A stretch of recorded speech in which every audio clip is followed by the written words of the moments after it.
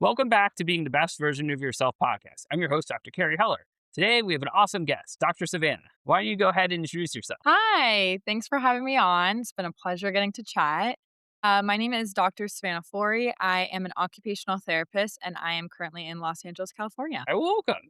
Happy to have you on the podcast. Thanks. All right. So, today we have a really fun topic. We're going to talk about executive functioning, ADHD, and sports. So, before we dive right in, a lot of times people talk about the term executive functioning, but a lot of times they don't really take the time to actually look at what does it actually mean. So, could you tell us a little bit about what executive functioning is and some of the ways that you feel like it's relevant to sports? Definitely. Executive functioning is really the basis for a lot of those higher level thoughts and more sophisticated behaviors we're looking for just as a human species. So, essentially, it is a set of mental skills that helps you plan, organize, focus, remember, manage emotions, and adjust in real time throughout your day. And so it's a combination and a coordination of all of those different facets and elements of your brain that allows you to have this goal directed behavior to execute something that you've put your mind to. And so that really applies to sports for a lot of different reasons, right? When we're playing a sport, things are moving very quickly. You're having to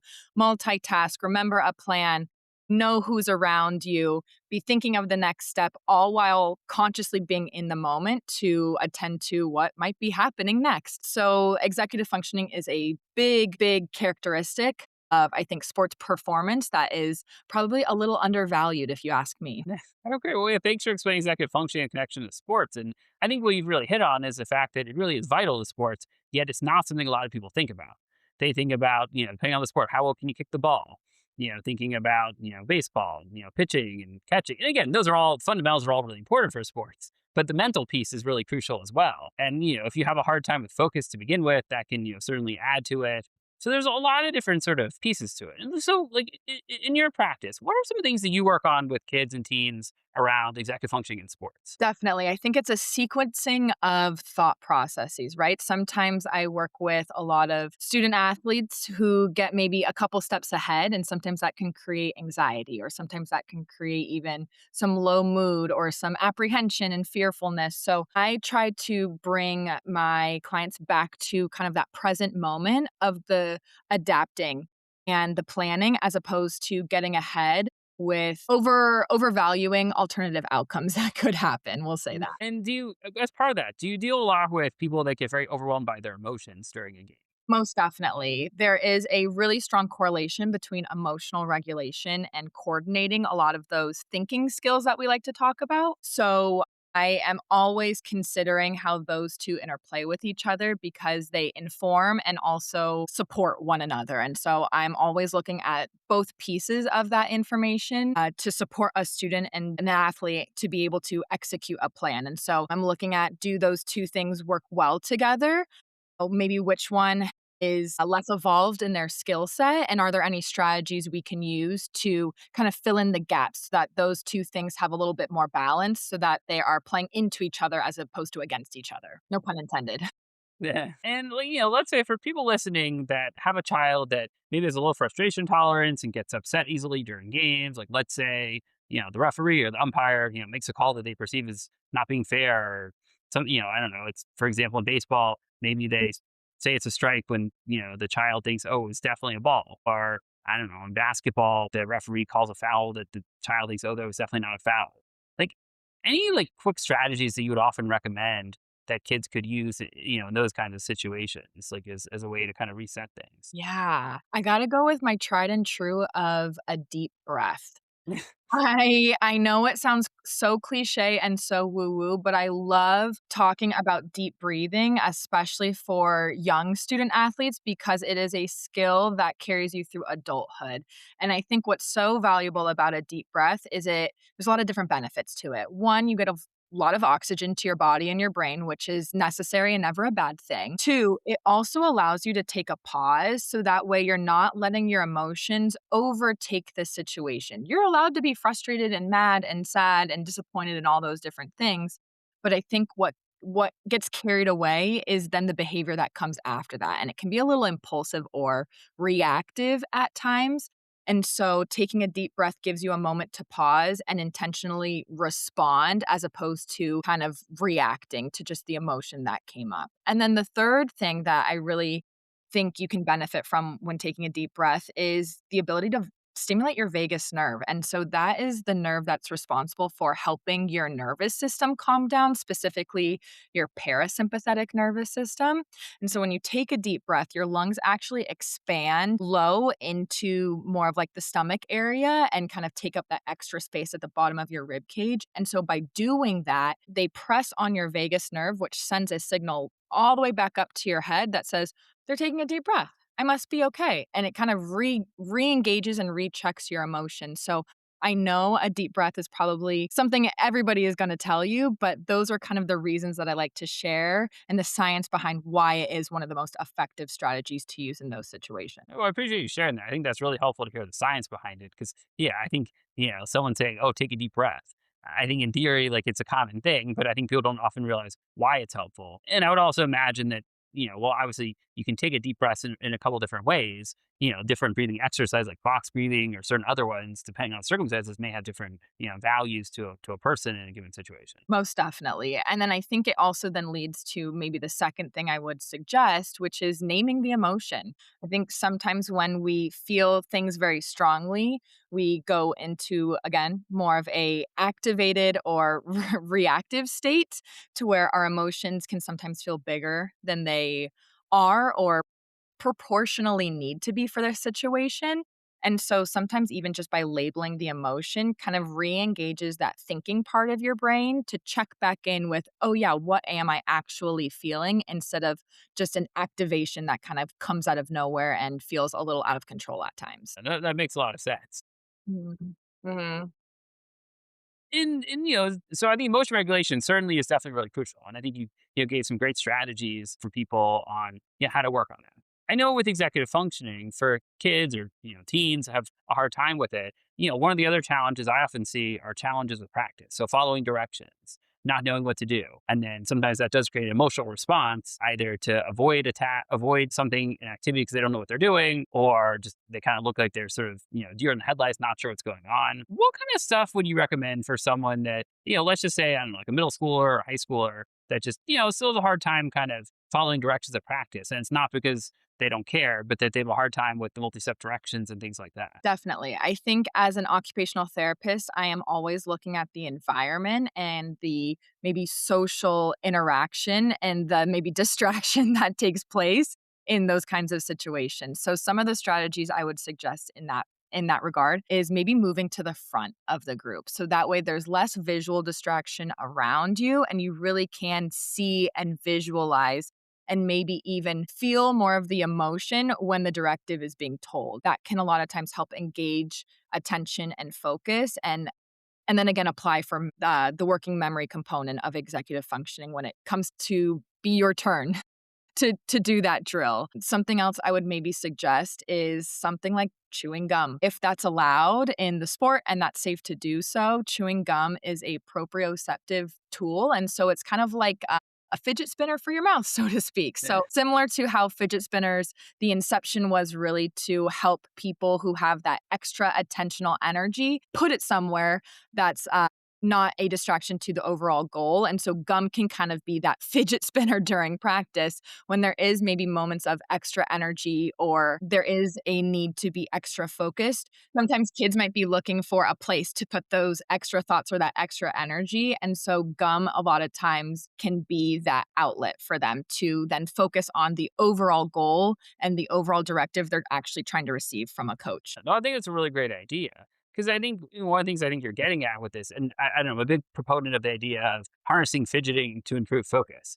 And so using, fidgets or something like it in kind of a controlled, mindless way to be able to, essentially be more stimulated or engage in a situation to in turn be able to focus better. I mean, those can actually work right on the sidelines as well. As if you have, if you're a coach, you have kids that have a hard time sitting still or paying attention, pass out fidgets on the bench and, kids can kind of stay seated, fiddle with them while they watch the game.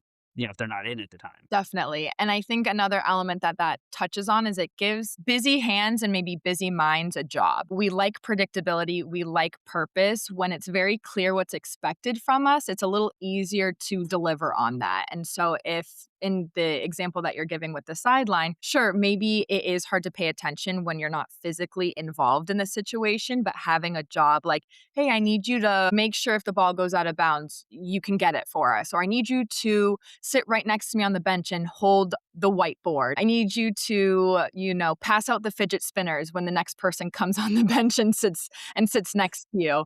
I think a job is also something that can create a lot of meaning for those individuals who might not get as much playing time, and it also makes them feel like they are, again, a part of the team and has an outlet for maybe the busier hands or the busier minds. It's a great suggestion for games, and I think certainly you could apply the same strategy to practices.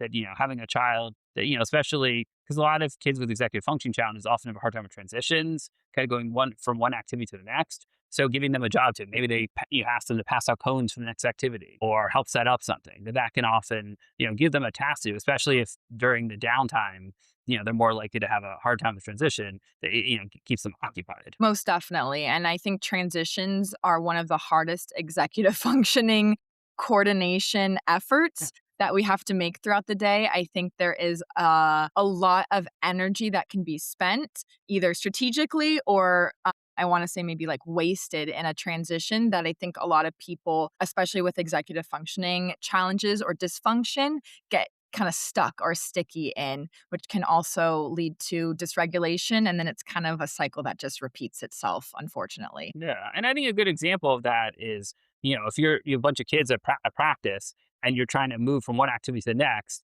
and you've got, let's say it's basketball, a couple of kids kind of shooting basketballs instead of doing what they're supposed to do, or soccer, running around, kicking a ball, playing around instead of getting ready for the next activity, that really derails the whole team, and then you don't cover as much, kids get annoyed, and then you're trying to, get kids to do the next activity, and then other kids get bored of waiting and then start doing something else sometimes. So the idea is this kind of stuff. It's not just the child is having a hard time, but it often can really impact the whole team. I mean, one of the things with that I found helpful is sometimes, there are a couple of things. I mean, one, like, is for someone to take a step back to look at, what's going on. So let's say there's an issue of transition. So to look at what's going on. What are kids doing? What do they have access to? I mean, like with basketball, for example, if let's say the most common thing kids do when they have a hard time transitioning is they grab their basketball and go start dribbling or shooting. If you collect all the balls at the beginning of practice, basically put them in a bag, and then you just hand them out, for the times kids need their own ball, then basically you've taken away the stimulus that they're using that derails them. And so they're more likely to sort of stay focused and not get into stuff, and then make it a little bit easier to transition from one thing to the next. Or you can do the same thing with, let's say, stretching. Like stretching, obviously a lot of teams stretch in a variety of sports. And so if kids have a hard time, like let's say being in a circle or being in a group, if it's not very organized, having them all stretch on a line, whether it's the first baseline or a line on a basketball court or on a soccer field, basically it gives them a stationary point to line up with. And so it can help keep them sort of a little bit more in line, and no pun intended, and in turn be able to sort of focus better. So again, there's like little things you can do, but I think it's really the matter of taking that time to actually take a step back and look at it and see. And again, whether you're the coach or whether you're a parent watching your child at practice, seeing all these things unfolding in real time, being able to take a step back to analyze the situation, figure out what can we do to make things better can often go a long way. Because a lot of it also is, I see a lot of times where kids, especially ADHD, will sometimes quit sports very prematurely, not because they don't like the sport, but because of the fact that, they have a hard time with following the directions of practice, or they get frustrated easily. And so being able to really address all this stuff can really help kids to thrive in sports and really give it their all to get the full benefit out of it that they don't get if they quit because they can't handle the frustration or trouble following directions. Right. And I think a lot of times those kids are labeled as, quote unquote bad. And I think that's such a misrepresentation of the actual reality of the situation. You have kids, you have individuals who need extra supports to help their brain operate in a system that's maybe not meant for how their brain is patterned right now. And so to not maybe take a step back and evaluate the other components of the situation, not just the child's behavior or, presentation of motivation. They might really want to be there, but their brain is just having a really hard time coordinating the emotional centers and the maybe impulse control to be able to execute what's being asked of them because it's a very complicated process to coordinate all of those systems and we kind of take it for granted a lot of times. Huh. Well, and people that you work with, do you often recommend that the parents, or if the person's old enough themselves, that they talk to their coach in a sport and explain, this is where I have trouble with? Like, do you feel like that having the open communication can often be helpful? Most definitely. I will speak from experience on that one. I felt like I've always learned very differently. And so in sports, I found myself being that kid who was kind of lost in drills and having a hard time paying attention, not because I didn't want to, but because I genuinely was trying to process all the information being told to me. Can be helpful to talk to the coach directly, either for the child themselves or for the parents. If the child has executive function weaknesses or ADHD, to let the coach know, sort of how they learn, or that this is a challenge, so that potentially the coach can be more supportive and help them. Yes, I think it's most definitely important to share some of the learning differences. And I'll say, speaking from experience, I'm someone who felt like I learned differently. And so being able to, one, understand my own learning process and then be able to advocate and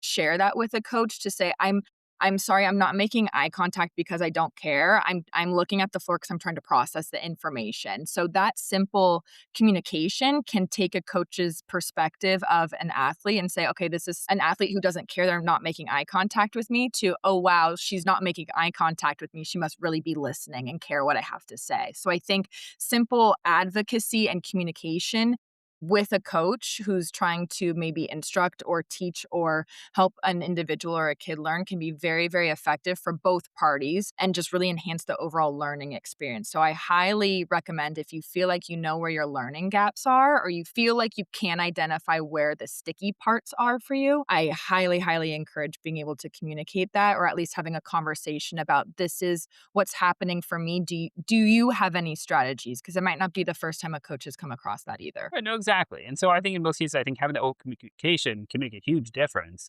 because, I mean, from a practical standpoint, if you have a child that's, they are not really, doesn't look like they're paying attention, the coach may assume, oh, the child just doesn't want to be here and their parents signed them up and are making them come. And so they may treat the child a little bit differently. But if it turns out that they actually genuinely care, and, the reason that they're, sitting on the ground, I don't know, digging the dirt or something, is because they have a hard time with focus, that's very different.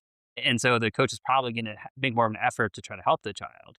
And the more information they have, especially if the coach is willing to take the time to support kids beyond just running drills, the child can probably get a lot more out of that experience. I mean, because even it's one of those things where I think a lot of the strategies that a coach could use that benefit kids with ADHD, executive function challenges, in most cases really benefit all kids. I mean, so for example, if kids do better with visual instructions, having a whiteboard, where basically you have the agenda for practice on the whiteboard. You have visual representations of each drill. So in addition to talking through it, because also in most cases, if coaches give a lot of verbal instructions, kids are going to lose focus very easily, with ADHD or not, especially younger kids. And so keeping verbal instructions really short, having a whiteboard to illustrate things visually can really help. Having players demonstrate what to do can also really help a lot, because I think seeing stuff visually is one really great way that really can help kids to better understand what to do more quickly. So I think those things, certainly can help a lot in that kind of situation.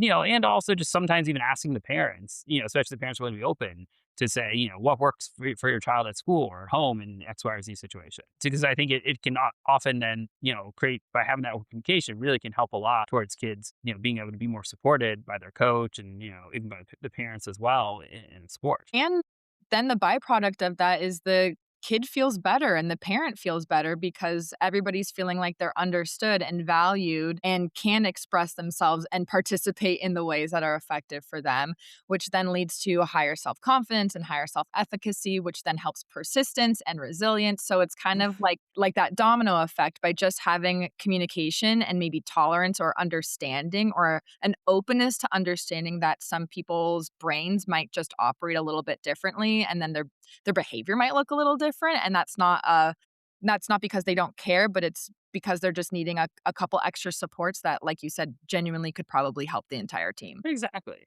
Because I think a lot of times, parents will think about, let's say in school, talking to the teacher if the child's having trouble, or getting formal accommodation set up. But I think in a lot of cases outside of school, a lot of parents don't really think about, how can my child be supported? And again, this probably goes beyond sports too, in terms of, I don't know, let's say something with a music lesson or music class, that there could be times where, some of these same types of strategies may be helpful for extracurricular activities that are not sports related as well. But if you don't really help your child to advocate, and again, you don't always have to necessarily disclose that it's a formal disability or anything. It can be just to say, I have a hard time with X, Y, or Z, not label it necessarily. And in a lot of cases, also for kids with ADHD, if they don't really want to disclose that specifically, just saying you have weaknesses in executive functioning is kind of a nice way of saying that without offering any sort of formal diagnosis. Most definitely. And I would say most coaches don't need to know. All they really need to know is that you're experiencing or having a challenge in one area and they're just needing some understanding. I think the specifics are, yes, valuable, but not always necessary to still communicating the same uh, or getting the same outcome. Right, exactly. That it's about understanding the information, not about the label that to determine, how the coach, can best help a player. Most definitely. Yeah. And what would you recommend if let's say you have, I don't know, let's say I don't know, a third, fourth grader, somewhere around there, that maybe just, even they've been playing a sport for a while, just really don't understand a lot of the specifics of how different positions work together and things like that.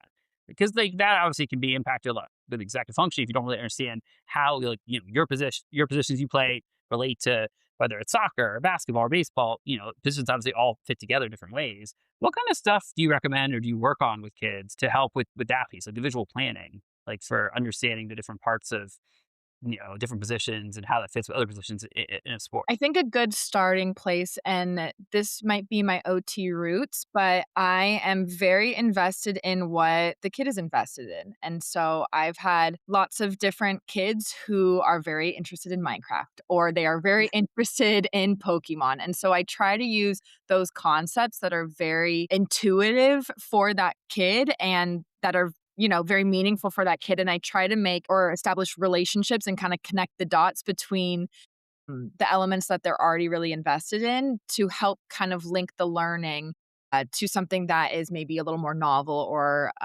misunderstood by them. So I try to use their strengths and their interests to teach them something new or novel and really try to capitalize on the established brain pathways that they're already working with. Yeah, well, that's great advice. I think that can definitely help a lot. And again, I think there's a lot that parents can do at home in terms of the idea of creating like visual things for the child. And again, using stuff that they like doing. I mean, you can do it with action figures, lots of, do with puppets, basically, running through kind of, or even, chess pieces, putting, different things to sort of represent different positions in a sport. And I Mo- think just because, that and also even like watching the sport with your child, whether it's a live game of some kind or on TV and like asking them questions, talking through it, I think you can often get a very different perspective, being able to see it outside of yourself that you don't really get when you're actually in the moment playing the sport yourself. Most definitely. I think the visuals are really key for this population, in terms of being able to process information. So I love the idea of picking a player on TV and following them for a couple games and watching where they are on the field,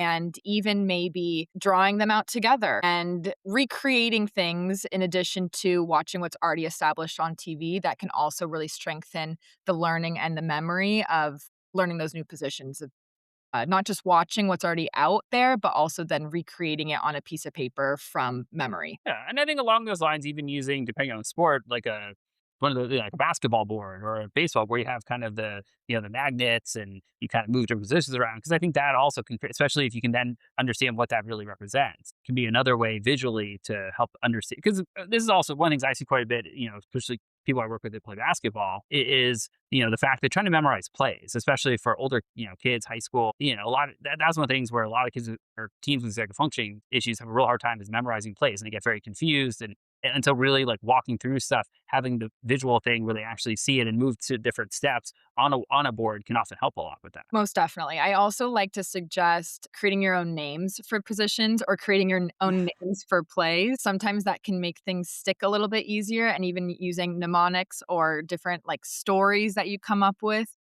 Sometimes the ADHD brain can be very creative and can be very artistic. And so that's another way you can capitalize on those natural strengths. Exactly. And I think trying to capitalize on the strengths is definitely important in all of this.